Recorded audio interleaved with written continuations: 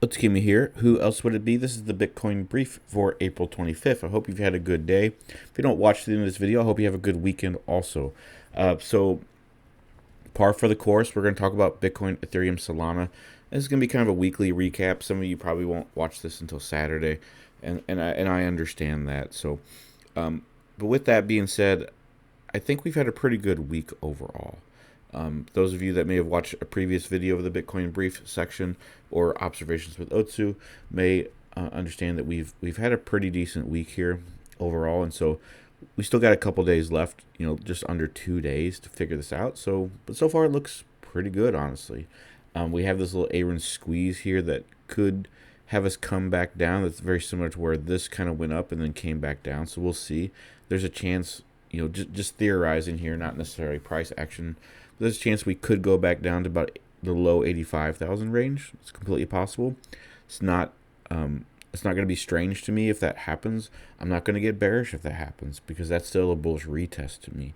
But that would really trick a lot of people here, and so that's kind of where we're at.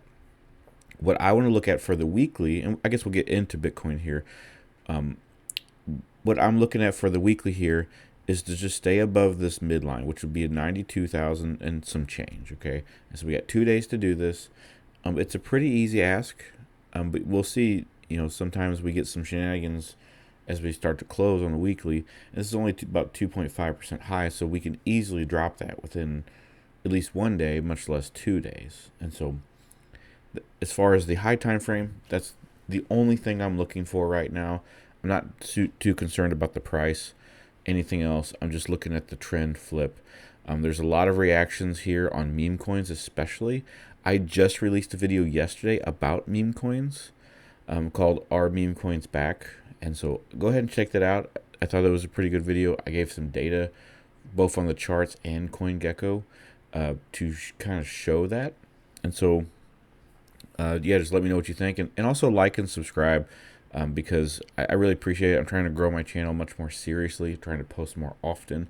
So I really appreciate it. I mean, honestly, even if you sub and then you mute me, I appreciate the growth. Okay. And so I really appreciate it. Everything does count. So, and I appreciate you watching. But that being said, on the weekly here, this is kind of what I'm looking at. We have an Aaron gap here, pretty wide, 85 to the 7 marker. So pretty substantial for the bullish momentum. We don't have nothing comparing that recently. This wide of a gap, I mean, we had one right here that kind of led to this curl up. But this was smaller than this one. This is a pretty wide gap. I think this one was it like 84 to like 19 or so. So just a little bit less, pretty close. But we really haven't had much closer than that. We had an 84 here to about 4 or 7. So something like this where it kind of curled up, that would also be good. But we're already above the band. See what I'm saying? So like we don't have much to compare this to. This is a pretty good move to the upside, given that we broke through my Aaron band and we have a pretty wide Aaron gap. And so that doesn't really happen much. I actually would like to know when that happens. But I guess I don't have much time. I guess something like this would happen. You're talking like 2020. I'd have to look at some more detail to make sure. So I don't know. But that's kind of where we're at here. We did go above the mid-range here. This doesn't look too bad, but this is kind of hesitating just a little bit. I don't really care for that. But we'll see how it goes. And so that's the thing. So the weekly level is that 92,000 to the upside. Our resistance is going to be basically all-time high, 109.6. You could make a substitution for 104.5 or 104.450, I should say, because that would give you the all-time high for the weekly, or I should say the closing high.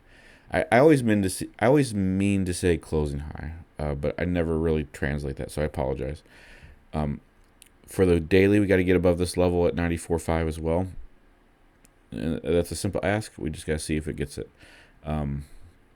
If we drop down below, it's going to be deviation on the day. Actually, probably wouldn't because this is a double top. So I apologize. Or a local double top, I should say. And if we do that, we're probably going to go back down to about 87.4 if this occurs.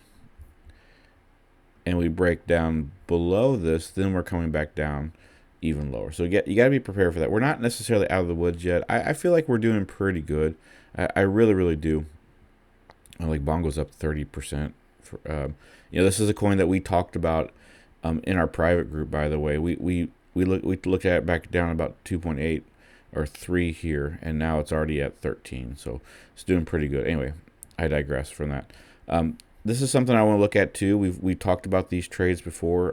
Some of these I've talked about, I think, in the premium group. And if you haven't joined, go ahead and join. I just recently revamped our paid group, our signals and bots and scripts, things like that.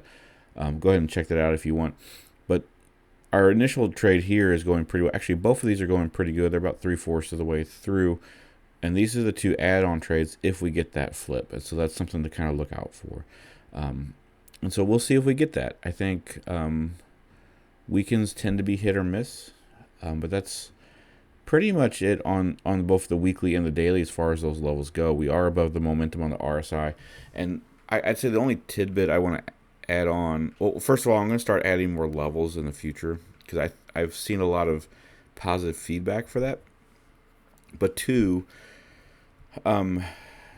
there's been some sort of like firmament in the CT world, which I'm starting to disassociate with on a degenerate level. Like people have really been hating on bulls for the past month, and this was probably the best performance that I've had this year.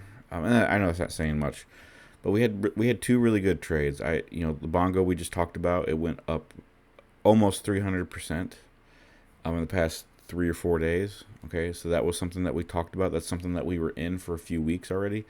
And Bonk actually did pretty good as well. I talked about this on my X account. And so we had these two trades, but we also had two more trades that I actually had gotten rid of. So overall, it was about 47R. So we gained about half of our portfolio in just one trade, okay? And there's a few reasons I did that. One, we had the double bottom here on Bonk. This is a really high trade with a really key level right here, and it worked out pretty good. And the reason I bring that up is, not for pride or nothing like that, but it's just like, you got to ignore these people that are telling you just doom and gloom, okay? Like I got blocked the other day by some guy named Epsilon Theory. Like, I don't even know who this guy is, but he's just an idiot. Like, and I'm not meaning any harm or nothing like that. That's not what I'm saying. Like he posted he's got a newsletter that, he charges $200 a month for.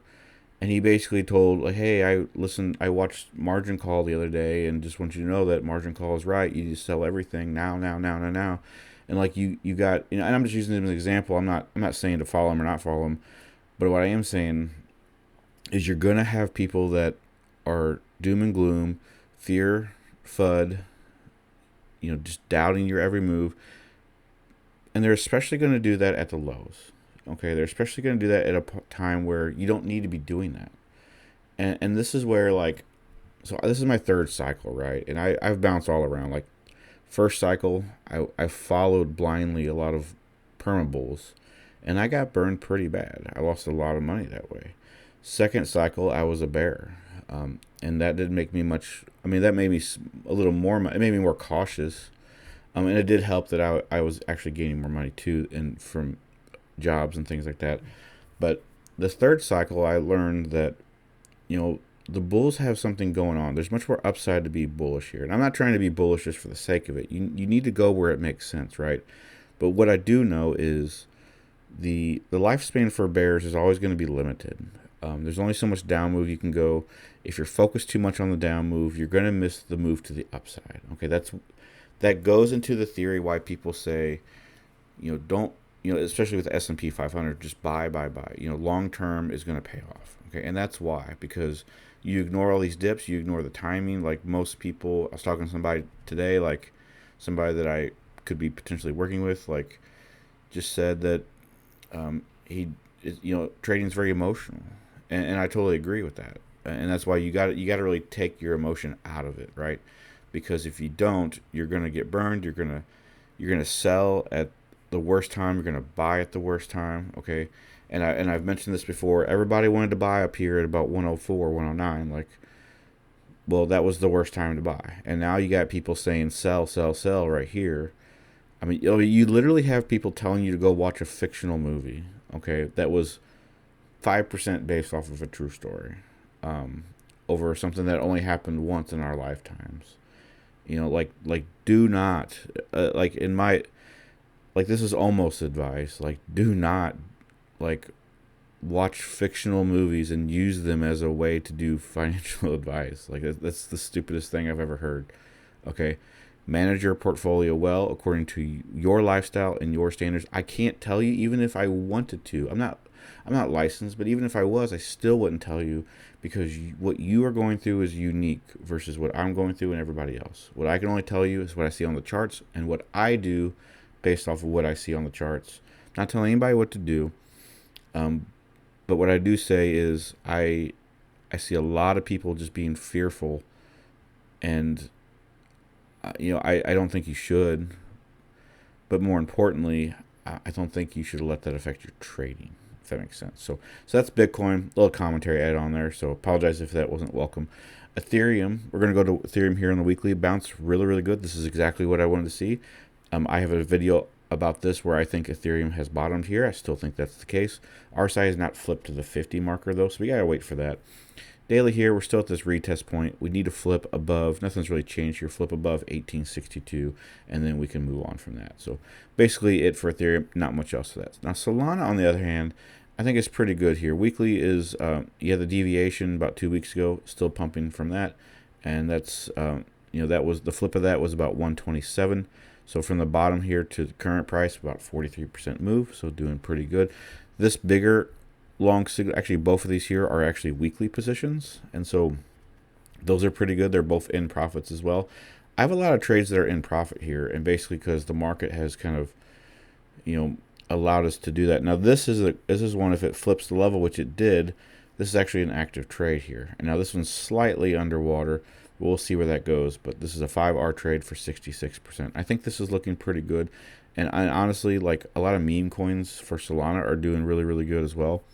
And so I think that's something to consider with how the markets are looking. I think it's a good again, I released a video yesterday about meme coins. Go ahead and check that out. At least listen to the CoinGecko section, which I think is the first 5 to 7 minutes. It's like a 30-minute video, but it's the first portion. You can skim it and whatnot. But I really think that's important because meme coins were the driving force of the current cycle so far, and I think it tells you that the market is livening up. Okay, it's starting to wake up, and I think it has for the past couple of weeks. I really think a lot of people have missed the move, a lot of it already.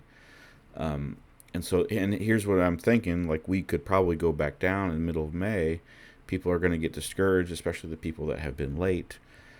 And then they're going to be like, well, let's screw this market, blah, blah, blah, blah. And then it's going to go back up again in June or July. Okay. So I actually think Q2 is going to be pretty good.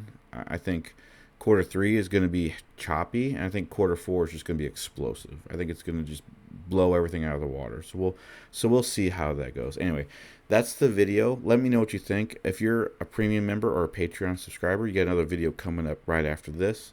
But let me know what you think. And as always, I hope you have a good day. Have a good weekend. I'll see you next time. Thanks for watching.